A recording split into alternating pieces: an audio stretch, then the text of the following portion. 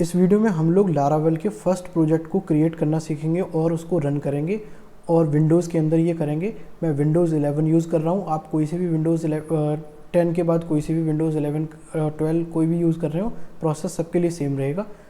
और उसके बाद मैं ये बताना चाहूँगा कि लारावेल को जो प्रोजेक्ट है उसको रन करने के लिए किस तरीके से सारी चीज़ों को पहले स्टेप बाय स्टेप फॉलो करना है। और ये इन डेप्थ वीडियो होने वाली है, यहाँ पर एरर आएंगी और उनको सॉल्व भी करेंगे।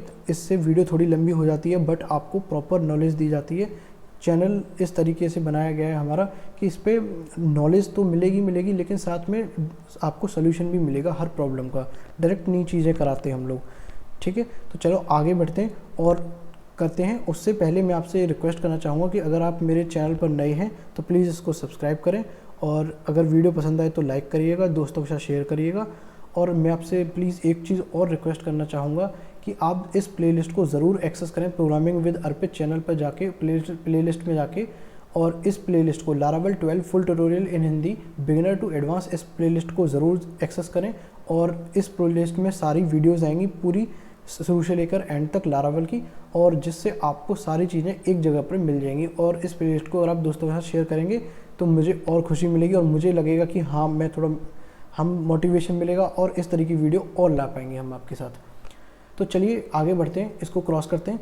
तो सबसे पहले हम जानते हैं कि अगर आपको लारावेल के अंदर प्रोजेक्ट को, पहला प्रोजेक्ट को, चाहे आप कोई सा भी प्रोजेक्ट यूज़ कर रहे हो, कोई से भी विंडोज़ को यूज़ कर रहे हो, तो अगर आपको प्रोजेक्ट क्रिएट करना है फर्स्ट, यानी कि आपने कभी इससे पहले कोई प्रोजेक्ट नहीं क्रिएट किया लारावेल के अंदर, तो इसको करने से पहले आपको लारावेल इंस्टॉल होना चाहिए आपके सिस्टम में, और आपके सिस्टम में ज़ैम्प सर्वर इंस्टॉल होना चाहिए।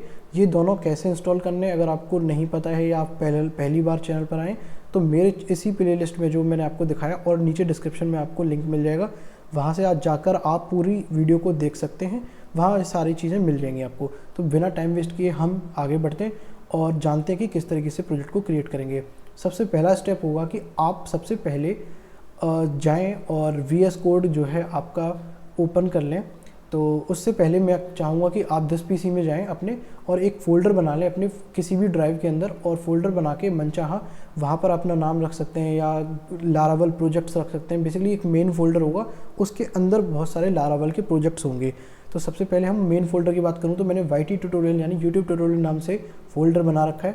यहाँ पर मैं सारे प्रोजेक्ट्स को क्रिएट करने वाला हूँ। तो मैं क्या करूँगा, इसमें राइट क्लिक करूँगा, ओपन विद कोड करूँगा। और ये कैसे आ रहा है ओपन विद कोड, ये VS कोड का एक फ़ीचर है जो कि VS कोड इंस्टॉलेशन के टाइम पर करना होता है। तो मैंने ये सब चीज़ें बता रखी हैं, आप चेक कर सकते हो प्लेलिस्ट को।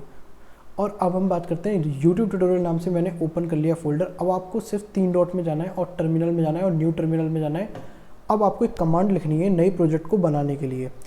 आप चाहें इस टाइम बनाएं प्रोजेक्ट, उसके बाद आपने पहली बार बनाया फिर दूसरी बार बनाया, यानी जब भी आप डिफरेंट प्रोजेक्ट बनाएं या सेम प्रोजेक्ट बनाएं, जब भी आप प्रोजेक्ट बनाएंगे लारावेल के अंदर न्यू, तो आपको एक कमांड देनी है लारावेल न्यू, और इसके बाद अपने प्रोजेक्ट का नाम, जैसे कि मैं रखता हूँ डेमो, ठीक है, Laravel new demo. Laravel new तो लिखना ही लिखना है, ये कीवर्ड है प्रोजेक्ट क्रिएट करने के लिए लारावेल के अंदर, और डेमो आपके प्रोजेक्ट का नाम है। आप प्रोजेक्ट के नाम के अंदर अंडरस्कोर यूज़ कर सकते हैं अगर आपका प्रोजेक्ट का नाम एक वर्ड से ज़्यादा का है, जैसे कि डेमो प्रोजेक्ट, और आप स्पेस यूज़ नहीं कर सकते, इस तरीके से नहीं कर सकते, और आप इसके बीच में डैश यूज़ नहीं कर सकते। यानी कि अगर आपका प्रोजेक्ट एक वर्ड से ज़्यादा का, प्रोजेक्ट का नाम एक वर्ड से ज़्यादा का है, तो आप अंडरस्कोर यूज़ करें, नंबर भी यूज़ ना करें, स्पेशल कैरेक्टर भी यूज़ ना करें, और कैपिटल लेटर भी यूज़ नहीं करना है। आपको सिर्फ स्मॉल लेटर और अंडरस्कोर यूज़ करना है। ये रिकमेंडेड और बेस्ट प्रैक्टिस है और यही ऐसे ही करते हैं। तो डेमो की जगह आप कोई भी नाम रख सकते हैं, जैसे ई-कॉम रख सकते हैं, ई-कॉमर्स का एप्लीकेशन, ब्लॉग रख सकते हैं, ब्लॉग करके ब्लॉग, या माई ब्लॉग कर सकते हैं, माई ऐप कर सकते हैं, कुछ भी रख सकते हैं। फिलहाल मैं डेमो नाम से एक प्रोजेक्ट बना रहा हूँ तो वो रखूँगा लारावेल न्यू डेमो। इससे क्या होगा, जैसे ही आप इसको लिखकर हिट एंटर करेंगे तो आपसे लारावेल प्रोजेक्ट को बनाने से पहले ये कुछ सवाल पूछेगा, और उसके बाद भी जब क्रिएट हो जाएगा तो ये बेसिकली सवाल इसलिए पूछता है ताकि ये पूछ रहा है सबसे पहला सवाल, which starter kit would you like to install. तो आप रिएक्ट इंस्टॉल करना चाहते हो, व्यू करना चाहते हो, लाइव वायर करना चाहते हो, नहीं, ये इसलिए बोल रहा है कि ताकि कुछ थर्ड पार्टी पर अगर आप डिपेंडेंट हो, कुछ यूज़ करते हो, ताकि आप इसको फ्यूचर में इसी के साथ यूज़ कर पाओ, बट हम इसको नहीं करेंगे तो नन लिखेंगे और एंटर कर देंगे। अब आता है PHP फ्रेमवर्क, इस पर आपको 1 सेलेक्ट करना है और एंटर करना है। और अब यहाँ पर जैसे ही आप इसको लिख कर करेंगे तो आपका लारावल का प्रोजेक्ट क्रिएट हो रहा है। इसको होने देते हैं, फिर आगे देखते हैं क्या होगा।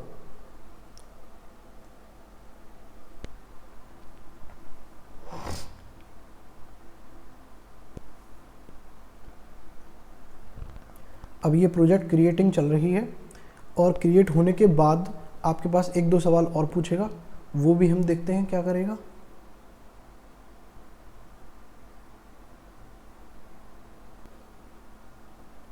और अब हम यहाँ पर आ चुके हैं, तो हमारा यहाँ पर देख सकते हो आप यहाँ पे कि ये प्रोजेक्ट क्रिएट हो चुका है, बट उससे आगे अब ये कुछ चीज़ें पूछ रहा है। लेकिन आप यहाँ पर ध्यान देंगे, अब ये कुछ और क्वेश्चन पूछ रहा है, बट उससे पहले आप यहाँ पर ध्यान देंगे तो येलो कलर में कुछ एरर हैं।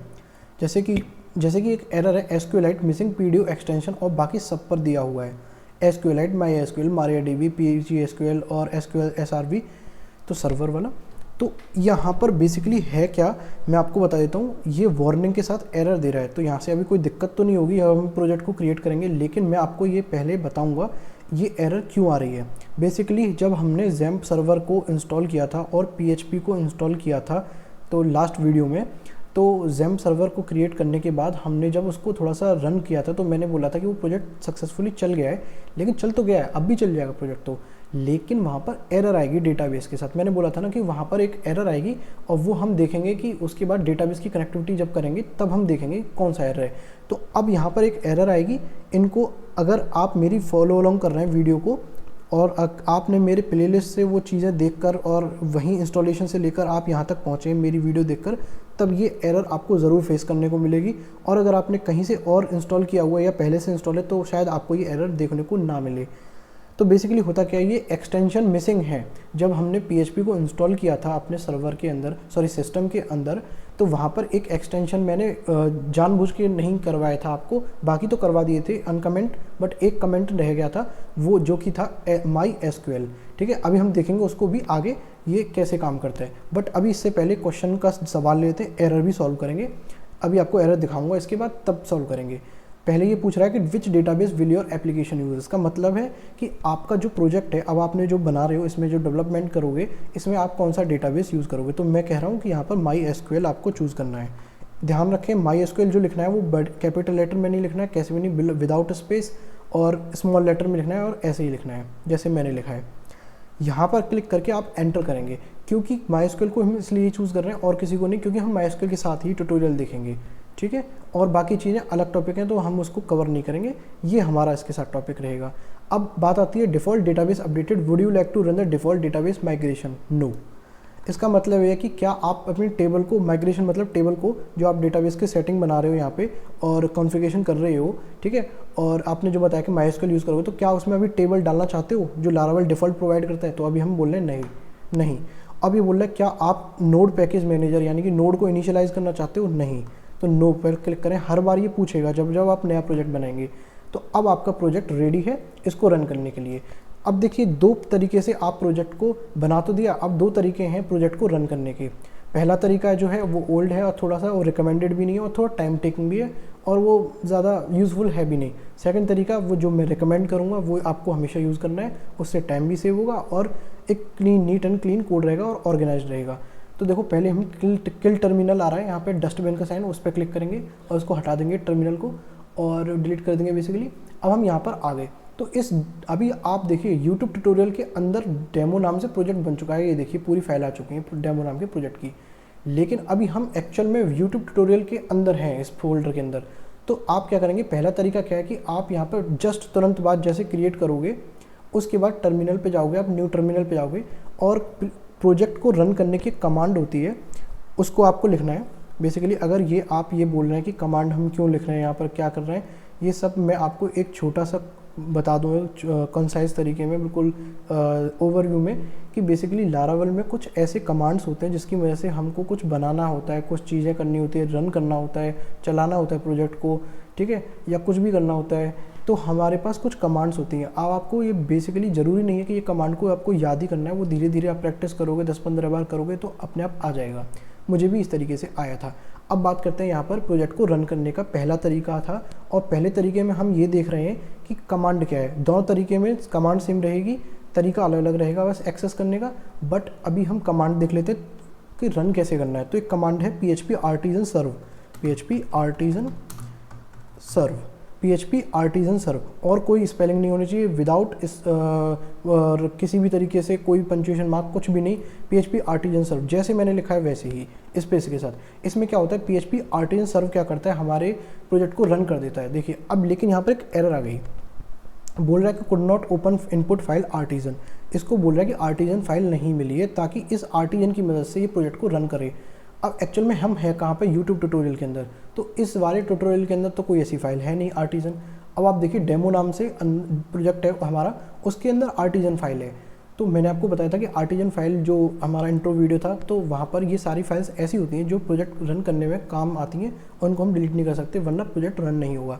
अब आपको यहाँ पर समझ आ रहा होगा कि यहाँ पर क्यों ज़रूरत पड़ रही है इस चीज़ों की। तो इसको रन करने के लिए बेसिकली यहाँ से रन हो जाएगा, ठीक है, लेकिन यहाँ से रन करने के लिए पहला तरीके में अब क्या करना है, इसको सॉल्व करने के लिए ये फर्स्ट मेथड है। इसको करने के लिए आप क्या करोगे, अभी आप किस डायरेक्टरी में हो, यानी कि किस फोल्डर में हो, डायरेक्टरी मतलब फोल्डर यूट्यूब ट्यूटोरियल, तो आपको cd लिखना है और डेमो लिखना है। यानी cd मतलब करंट डायरेक्टरी या चेंज डायरेक्टरी टू किस में, डेमो। आप यूट्यूब ट्यूटोरियल से डेमो के अंदर जा रहे हो तो cd स्पेस डेमो लिखेंगे और डेमो फोल्डर के अंदर जाना है। तो मूव कर जाओ डेमो के अंदर। तो अब हम आ गए डेमो के अंदर। अब हम यहाँ पर देखिए, मैं कीबोर्ड से अप एरो दबाऊंगा तो यहाँ पर लास्ट यूज्ड कमांड आ जाती हैं आपकी, जो टर्मिनल में आपने लिख रखी होंगी या टाइप करके डाल रखी होंगी। इससे क्या होता है, आपका टाइम सेव होता है। तो होता क्या है कि ये शॉर्टकट है, आप इसको यूज़ कर सकते हो, ये बिगिनर और एडवांस दोनों के लिए ये बढ़िया है। और इसमें क्या कर सकते हो, php artisan serve। इससे क्या होगा कि आपका प्रोजेक्ट दोबारा चल जाएगा, फिर दोबारा मैं इसको रन करूँगा। अब आप यहाँ पर देख सकते हो हमारा प्रोजेक्ट रन हो चुका है। क्यों, क्योंकि अभी हम डेमो नाम के प्रोजेक्ट में हैं और आर्टिजन वाली फाइल डेमो नाम के प्रोजेक्ट में अवेलेबल है। यही आर्टिजन फाइल हमारा सर्व करवा रही है, यानी कि प्रोजेक्ट को रन करवा रही है। अभी मैं Ctrl+C करूँगा और इसको बंद कर दूंगा इस सर्वर को, और मैं यहाँ से एक बार डस्टबिन की साइन से किल टर्मिनेट कर दूंगा, यानी ये पूरा बंद हो जाएगा सब चीज़, टर्मिनल वगैरह सब कुछ, और प्रोजेक्ट रनिंग होगा वो भी बंद हो जाएगा। अब ये तो था फर्स्ट मेथड। इसमें क्या एक प्रॉब्लम क्या है, मैंने आपको बताया था फर्स्ट मेथड ज़्यादा यूज़ नहीं करना है। तो फर्स्ट मेथड क्या है, इसमें क्या है, आपको बार बार डायरेक्टरी में जाना पड़ेगा, और फिर दूसरी बात, इस यूट्यूब ट्यूटोरियल मेन फोल्डर के अंदर बहुत सारे प्रोजेक्ट हुए तो बार बार आपको अलग अलग प्रोजेक्ट में जाना पड़ेगा, बहुत दिक्कत रहेगी। इसलिए आप क्या करें, सबसे पहले आप प्रोजेक्ट बनाएं, प्रोजेक्ट क्रिएट करने के बाद आप तुरंत बाद क्या करें, सेकंड मेथड अब मैं आपको बताने जा रहा हूँ, क्लोज फोल्डर कर दें और एक नई वीएस कोड ओपन करें जिसमें बिल्कुल इस तरीके से हो खाली। फिर फाइल पे जाएं, ओपन फोल्डर पे जाएं और अपने मेन फोल्डर में जाएं, और मेन फोल्डर के अंदर जो आपने प्रोजेक्ट बनाया उस प्रोजेक्ट के नाम पर क्लिक करें। उस प्रोजेक्ट के नाम पर क्लिक करने के बाद सेलेक्ट फोल्डर क्लिक करें और यहाँ पर आपके पास आपके फोल्डर आ जाएगा ओपन। अब इस विंडो के अंदर वही प्रोजेक्ट ओपन है जो कि आपने बनाया है लेटेस्ट, और जिस पे आप काम करना चाहते हो, डेवलपमेंट करना चाहते हो। तो मैं आपको बताना चाहूँगा कि आपने यहाँ पर अपना फोल्डर ओपन कर लिया है प्रोजेक्ट का। अब आप क्या करोगे, अब यहाँ पर आपको ये करना है बेसिकली, अब 3 डॉट्स में जाना है, टर्मिनल में जाना है और न्यू टर्मिनल में जाना है। अब आपको कहीं मूव करने की, cd करने की ज़रूरत नहीं, cd डेमो ऐसा कुछ नहीं करना है। अब आपको डायरेक्टली यहाँ पर php artisan सर्व कर देना है, php artisan सर्व। अब मैं लिखूंगा नहीं, टाइम सेव करने के लिए अप एरो की दबाऊंगा और यहाँ से आप लिख भी सकते हो उस कमांड को, और अप एरो की दबा के जो आपने लास्ट यूज़ करी होगी कमांड वो यहाँ आ जाएगी। आपके में नहीं आ रही है, इसका मतलब आपने वो यूज़ नहीं करी है अभी फर्स्ट टाइम। एक बार यूज़ कर लोगे तो वो बार बार आती रहेगी, इस तरीके से बफर में सेव हो जाती है बेसिकली। तो php artisan सर्व लिखेंगे और एंटर कर देंगे। अब देखिए सर्वर रनिंग हुआ। अब मैं क्या करूँगा, इस पर ले जाके या तो अपने कर्सर को ले जाऊँ यहाँ इस लिंक पर और फॉलो लिंक पर क्लिक कर दूँ, तब भी मैं ओपन कर दूंगा इस लिंक को, और या मैं अपने कंट्रोल को दबाए रखूँ कीबोर्ड पे और इस पर कर्सर ले जाऊँ और क्लिक कर दूँ लेफ्ट क्लिक, तो ये क्रोम के अंदर ये वाला जो वेबसाइट है वो ओपन हो जाएगा। अब देखिए यहाँ पर एक एरर आ गई। एरर क्या है, could not find the driver. जो वही प्रॉब्लम थी, जो हमारा ड्राइवर था वो नहीं मिल रहा था, वहाँ पर भी वही प्रॉब्लम थी जब हम क्रिएट कर रहे थे प्रोजेक्ट को। इसको सॉल्व करेंगे, लेकिन उससे पहले मैं आपको बता दूँ ये प्रॉब्लम थी, और अगर आप मेरे ट्यूटोरियल से कर रहे हैं तो ये प्रॉब्लम आ रही होगी आपको। अगर नहीं कर रहे हैं या ऑलरेडी आपके में इंस्टॉल है और आप यहाँ से वीडियो देख रहे हैं, आप पहली बार इस वीडियो को देख रहे हैं, तो आपको ये शायद प्रॉब्लम नहीं आए, तो आप इसको थोड़ा सा आगे स्किप कर सकते हैं, बट इसको पूरा देख लेंगे तो और बेटर आपको समझ में आएगा, आपकी नॉलेज ही बढ़ेगी। तो इस तरीके का अगर एरर आता है could not find the driver, तो सबसे पहले आपको क्या करना है, और वहाँ पे पीडीओ एक्सटेंशन मिसिंग था, तो अब आपको क्या करना है, वो मैंने जब इंस्टॉलेशन करवाया था आपको, तो आपको दिस पीसी के अंदर जाना है, लोकल डिस्क सी के अंदर जाना है, और PHP 8.4.6 के अंदर जाना है, और इसके बाद आपको स्क्रॉल डाउन करके php.ini फाइल को ढूंढना है और राइट क्लिक करना है, ओपन विद और VS कोड ओपन करना है। अब आपके पास यहाँ देखो, किल नहीं करूँगा टर्मिनल को, यहाँ पर बस हाइड कर दूंगा क्रॉस से, ठीक है। और अब मैं क्या करूँगा, ये वाली फाइल ओपन हो गई php.ini फाइल, जो कि हमारे सी ड्राइव के अंदर थी, यानी PHP जो हमारी सिस्टम के अंदर इंस्टॉल है उसकी ini फाइल को ओपन किया, इनिशियलाइजेशन फाइल को। अब हमें यहाँ पे कंट्रोल F लिखना है और यहाँ पे ZIP लिखना है, ताकि हमको जिप से कुछ लेना देना नहीं है, जिप एक्सटेंशन से, बस हम ताकि सारे एक्सटेंशन एक साथ आ जाए, वो इसलिए लिखा है यहाँ पर, इस जगह पर पहुँच जाए। तो अब आप यहाँ पे देखेंगे तो यहाँ पर एक 934 पे, सॉरी हाँ 934 पे PDO MySQL लिखा हुआ है। इसके पहले, सबसे पहले एक सेमीकोलन लगाए। सेमीकोलन का मतलब होता है ये एक्सटेंशन डिसेबल्ड है, ये चालू नहीं है, बंद है, और इनेबल्ड का मतलब होता है जहाँ से एक्सटेंशन जिस पे नहीं लगा हो, जिस पे सेमीकोलन नहीं लगा है। तो ये एरर जो आ रही है, हमारी वेबसाइट रन नहीं हो रही है, बेसिकली जो हमारा प्रोजेक्टर रन नहीं हो रहा है, हमने सारा चीज़ कर लिया, क्रिएट भी कर लिया, तब भी रन नहीं हो रहा है। और वहाँ पर जो PDO एरर आ रहा था, मिसिंग PDO एक्सटेंशन MySQL और सब पर, देखो सब पर हटा दोगे, इन सब पर जो 934 से लेके 939 तक, तो वहाँ पर किसी पर भी नहीं आएगा। लेकिन हम और कोई डेटाबेस यूज़ नहीं कर रहे हैं, हम सिर्फ MySQL को यूज़ कर रहे हैं, तो हम 934 पे जो सेमीकोलन लगाए सबसे पहले एक्सटेंशन से पहले, उसको बस बैक स्पेस दबा के हटा देंगे, यानी कि सेमीकोलन को हटाना है, और ये ब्लू कलर का हो जाना चाहिए 934 वाली लाइन का extension is equal to PDO MySQL, blue colour का एक्सटेंशन, और PDO MySQL वाइट कलर का। इस तरीके का हो जाए तो कंट्रोल S करना है, सेव करना है, और इसको फाइल को क्लोज करना है। अभी हम प्रोजेक्ट की डायरेक्टरी में ही हैं, एक बार हम वापस आएंगे अपने क्रोम पर, और इस बार हम रिफ्रेश कर देंगे। तो अभी यहाँ पर बोलेगा could not find the driver, कोई बात नहीं, अभी हमने एक चीज़ करी है, ठीक है। अब इससे पहले हम क्या करेंगे, अभी हमारे पास ना तो डेटाबेस बना हुआ है ना कुछ है, तो अब हम डेटाबेस की सेटिंग करेंगे सबसे पहले। वो तो हमने जो एरर था यहाँ से सॉल्व कर लेंगे, वो तो हो जाएगा, वो वाली सेटिंग आपने कर ली जो अभी मैंने बताई थी। अब उसके बाद क्या करना है, आपको पहले अपने XAMPP सर्वर में जाना है और चेक करना है, XAMPP सर्वर ओपन करना है, और यहाँ पर अगर ओपन हो तो इसको क्लोज़ कर देना है एक बार, और फिर दोबारा स्टार्ट कर देना है, और स्टार्ट कर दें तो इसको क्लोज़ करना है, और यहाँ पर आना है, लिखना है लोकल होस्ट /php myadmin/, ये लिंक ओपन करनी है आपको। बेसिकली PHP myadmin क्या होता है, अगर मैं आपको शॉर्ट में बताऊं तो PHP myadmin डेटाबेस को मैनेज करने का एक टूल है, बस इतना याद करिए, डेटाबेस को मैनेज करने का, यानी कि क्रिएट करने का, अपडेट करने का, उसमें कुछ कॉन्स्टेंट लगाने का, कुछ टेबल क्रिएट करने का, डेटाबेस को ओवरऑल मैनेज करने के लिए एक टूल है PHP myadmin, जो कि XAMPP हमें प्रोवाइड करता है, ठीक है। ये तभी ओपन होगा जब आपका XAMPP इंस्टॉल होगा और रनिंग होगा, स्टार्ट हो चुका होगा बेसिकली, ठीक है। तो ये लोकल होस्ट /php myadmin लिखकर आपको एंटर करना है, और यहाँ पर आ जाएंगे, और ध्यान दें लोकल होस्ट /php myadmin/ लिखकर ही एंटर करना है विदाउट स्पेस, तब ये ओपन हो जाएगा। अब आप लेफ्ट साइड में देखेंगे तो न्यू आ रहा है, न्यू पे क्लिक करेंगे और डेटाबेस का नाम रखेंगे। अब ध्यान रहे, जो डेटाबेस का आप यहाँ पर नाम रखोगे, जैसे कि मैं रखता हूँ डेमो, तो जो डेटाबेस का, जो मैं हाईलाइट कर रहा हूँ यहाँ पे, जो डेटाबेस का यहाँ पर जो नाम होगा वही आपके प्रोजेक्ट के अंदर .env के अंदर, नहीं env.example नहीं, वो तो एक उसकी कॉपी होती है, ठीक है, वो हम किसी और में बात करेंगे, बट .env में आप .env ओपन करें और थोड़ा स्क्रॉल करें, और यहाँ पर आपके पास जो DB डेटाबेस लिखा है, लाइन नंबर 26, हो सकता है लाइन नंबर ऊपर नीचे हो जाए, कोई फीचर ऐड हो जाए तो, बट अगर आप यहाँ पे देखेंगे जो मैंने हाईलाइट कर रखा है, इस पार्ट के अंदर, MySQL पार्ट के अंदर, कॉन्फ़िगरेशन के अंदर जो DB database is equal to demo लिखा है, डेमो हमारे डेटाबेस का नाम है। और बेसिकली ये डेमो आया कहाँ से, जो लारावेल का प्रोजेक्ट हम जब पहली बार बनाते हैं तो लारावेल क्या करता है बेसिकली, तो डेमो जो है डेटाबेस का प्रोजेक्ट का नाम है, तो जो प्रोजेक्ट का नाम होता है उसी को ही डेटाबेस का नाम बना देता है। यहाँ से क्रिएट नहीं हो रहा है, बट वो कॉन्फ़िगरेशन यहाँ से बना रखी है उसने, तो बोल रहा है कि अगर आप बनाओ डेटाबेस तो ये बना लेना, लेकिन आप इसको और भी नाम से बना सकते हो, MyDB या कुछ भी बना सकते हो। अगर 2 शब्द हैं तो अंडरस्कोर यूज़ कर सकते हो, डेटाबेस में कभी भी नंबर नहीं आते और डैश नहीं आता, स्पेस नहीं आता, बस और स्मॉल लेटर ही आता है, ठीक है। तो डेमो के साथ जाऊँगा, जैसा है वैसा ही रखूँगा मैं, और इसमें मैं कुछ चेंजेस नहीं करूँगा।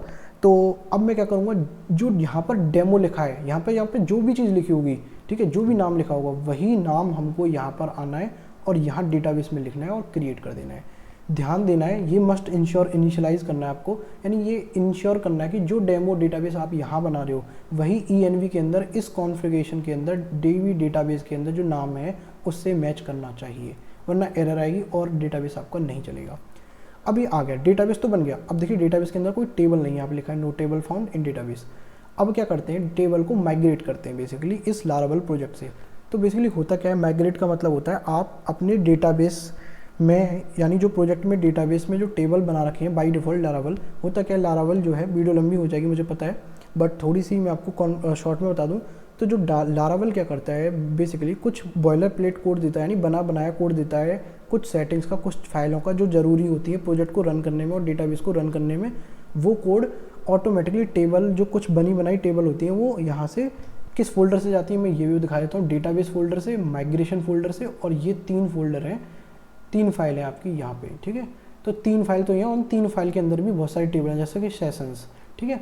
तो ये सारी चीज़ें यहाँ से डेटाबेस से उठकर और आपके यहाँ डेटाबेस में क्रिएट हो जाती हैं। बेसिकली आप यहाँ से PHP अगर आपने सीख रखी हो या आपको पता हो, और नहीं भी पता हो तो कोई दिक्कत नहीं, बट आप यहाँ से मैनुअली भी डेटाबेस को बना के मैनेज कर सकते हो। बट लारावेल की ब्यूटी यही है कि वो अपने आप डेटाबेस को बना देता है, बस एक कमांड देनी होती है, ठीक है। कुछ टेबल जो पहले से बनी हुई है, अलग जो बनाएंगे वो अलग बनाएंगे, अलग तरीका है वो अलग बताएंगे, बट जो पहले से हैं उस प्रोजेक्ट को चलाने के लिए हमें ये स्टेप करना ही पड़ेगा। तो टर्मिनल में जाना है आपको, न्यू टर्मिनल में जाना है। अब एक कमांड देनी है आपको, यहाँ पे लिखना है PHP artisan migrate, MIGRATE, spelling ध्यान देना गलत ना हो, PHP आर्टिजन माइग्रेट, इसी तरीके से लिखना है और एंटर कर देना है।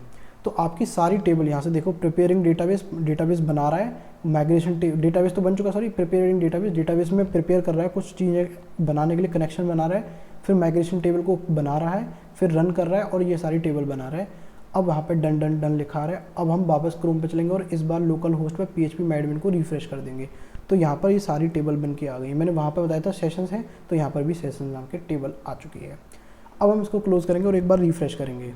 तो देखिए यहाँ पर वही एरर आ रही है, could not find the driver, ये इस तरीके से कुछ आ रही है। तो कोई भी दिक्कत नहीं है, आपको यहाँ पर बस इतना काम करना है कि एक बार इसको बंद करना है और एक बार इसको किल करना है, यानी कि सारे टर्मिनल को किल कर देना है। जहाँ पर भी राइट साइड में किल दिखा रहा था वहाँ से डिलीट का सिंबल से।